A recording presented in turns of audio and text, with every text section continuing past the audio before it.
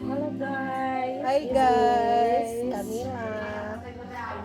Ako nga pala si Camila and my mama with me, Evelina.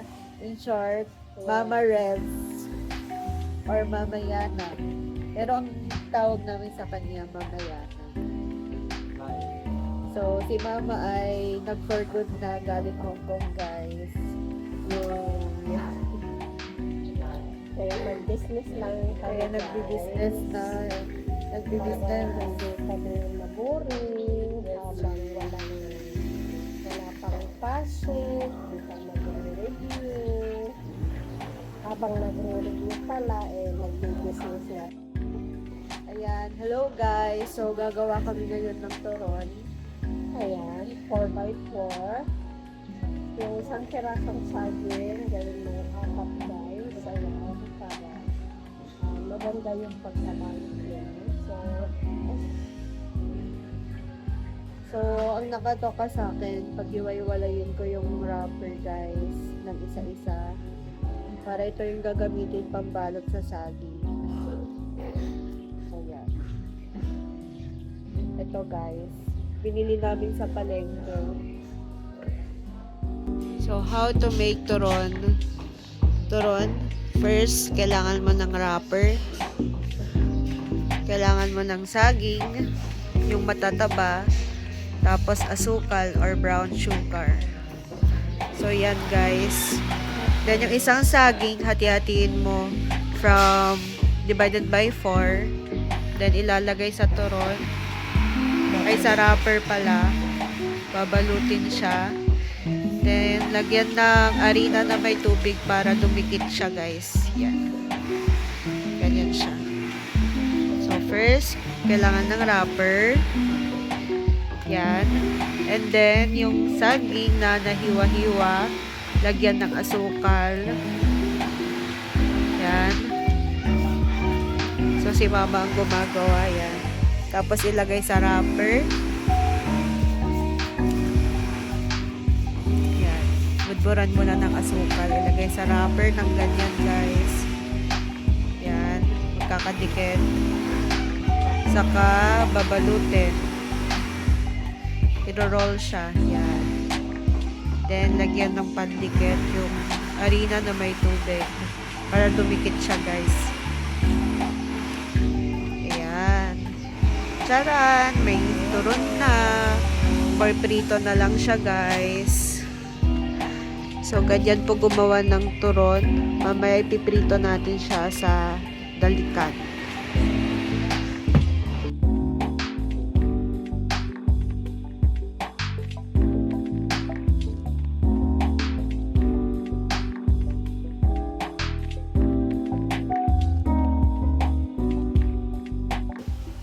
So, mamaya guys, magpiprito tayo at makikita nyo kung paano magluto sa isang dalikan.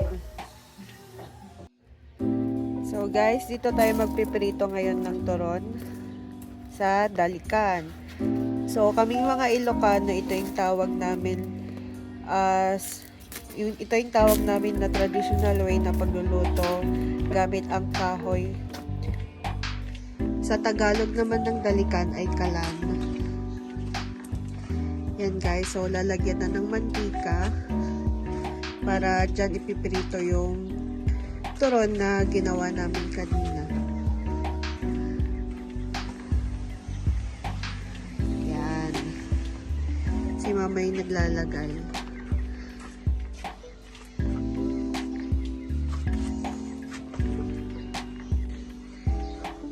So, ayan guys, pinapainit lang yung mantika, then mamaya ilalagay na yung mga turon.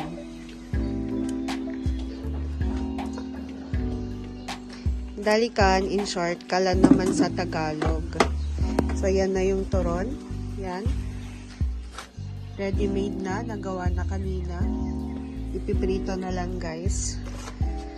Pag mainit-init na yung mantika, saka namin ilalagay yung turon. So, chine-check ni mama kung pwede na. Mga ilang minutes kaya or seconds. So, in 1 minute guys, ay ready na. Lalagyan natin yung turon. Yan.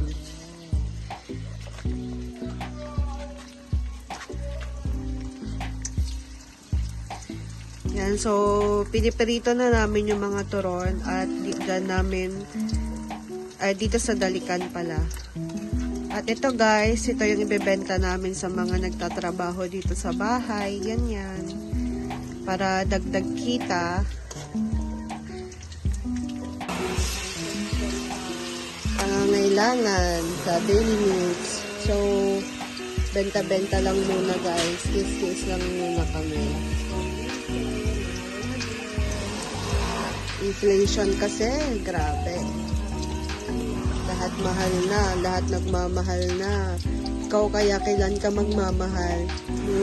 Ganon. Ikaw kaya Camila, kailan ka magmamahal? At the right time, syempre, kung ano yung ibibigay ni Lord na at perfect timing. Diba? Kung ano yung will ni God. Kung will ni God maging single ako forever, edi single forever. Pero kung will ni God na may kapartner naman daw ako sa buhay, edi go, mas masaya. Amen. Kung may bibigay sa akin si God na partner, edi yun guys. Kung ano yung bibigay ni God sa akin. Kasi yung mga babae, naghihintay lang naman sila, diba? Hindi naman sila yung mag-first move, ganon. Yung mga lalaki dapat.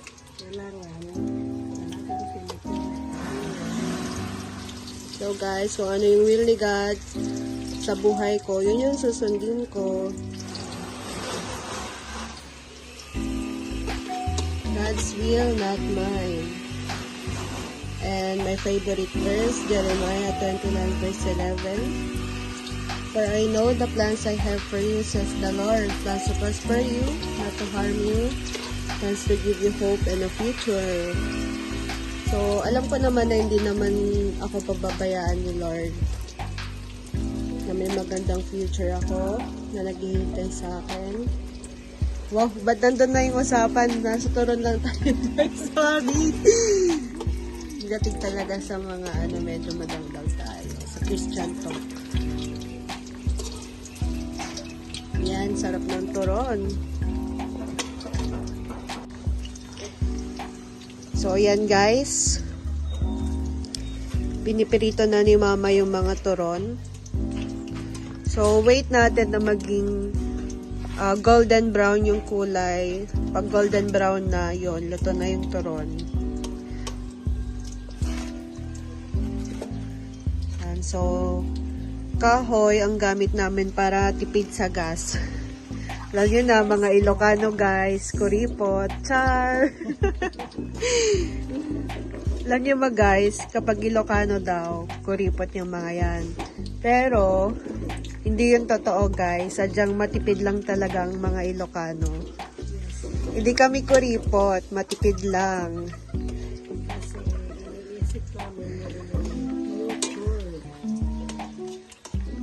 So, pag Ilocano, hindi kuripot, kundi matipid.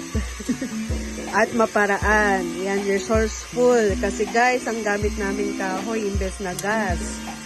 Diba? Mahal na kasi ang gas. Mahal na kasi yung gas ngayon. Mga nasa 100 plus isa. Kaya, para mas tipid, gagamit kami ng kahoy. So, ayan. Then, ang dami pa namin extrang kahoy doon. Dito guys. Ay! Yan. Ito yung pinapagawa nila Inang na future Dalikan. Ito yung dati. Tapos yan yung pinapagawa nila Inang. So, medyo mainit ngayon kasi mag-aalas 3 na merienda time. Ayan. Pag alas 3 na, merienda time. Diba? Yan, sarap guys, turon.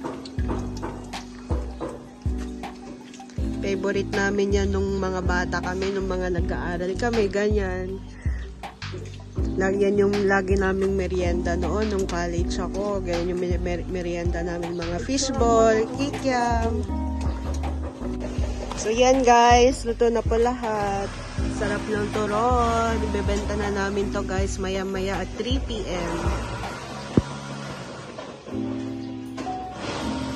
Yan, sarap. Kaya kung gusto niyo ng merienda, punta lang kayo dito sa Remigio Residence. Dahil nagkulang kami sa wrapper guys, gagawing banana cue na lang ni mama yung natira. And siguro ito na yung merienda namin, yung naiwan. 3 means I love you. Oh, sabi ni mama guys, 3 means I love you daw. Tama naman kasi I love you. 3 beses kang magsasabi ng ay, ano daw? Basta ganun guys. 3 means I love you. Yan. So guys, merienda na. Merienda time. Natin sa lagayan guys. Merienda time na.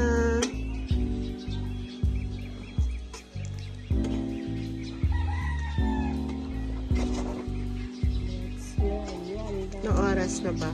Time check tayo. It's 2:22. So medyo maaga-aga pa siya. Yan. So ito yung phone ko guys. Family picture namin. Ako, si mama, si Junjun, my brother, and si tatay. Si tatay busy sa bukid guys. Kaya wala siya ngayon. Yan. Happy family. Family is love. Family is forever, and God is love. Don't forget that love is the foundation of all. Kung bakit tayo nandito, kung bakit mahal tayo ni God, kung bakit mahal tayo ni God, yung pagmamahal ni God sa atin, hindi mapapantayan ng kahit na sino. Unconditional love kasi yun guys. Sa sobrang pagmamahal niya sa atin, sinacrifice niya si Jesus Christ, nakaisa-isang anak niya. Sabi nga diba sa John 3:16, For God so loved the world, that He gave His only begotten Son, that whoever believes in Him, si Jesus Christ, will have an everlasting life and shall not perish. Sorry, nabaliktad ko yung last. So ulit guys, For God so loved the world, that He gave His only begotten Son, that whoever believes in Him shall not perish, but will have an everlasting life. So, John 3:16, pinaka-famous na verse. So, wag natin kakalimutan yun na mahal tayo ng Panginoon. Yung pagmamahal niya sa atin, hindi mapapantayan ng kahit anong yaman sa mundo, kahit na sino. Kasi yun na yun na yung pinaka-highest form of love. Yung love sa atin ni Lord. And dahil Valentine's ngayon, syempre, let's remember that love, God is love, Jesus loves us, and Jesus loves you. Don't forget that, Jesus loves you. Yon.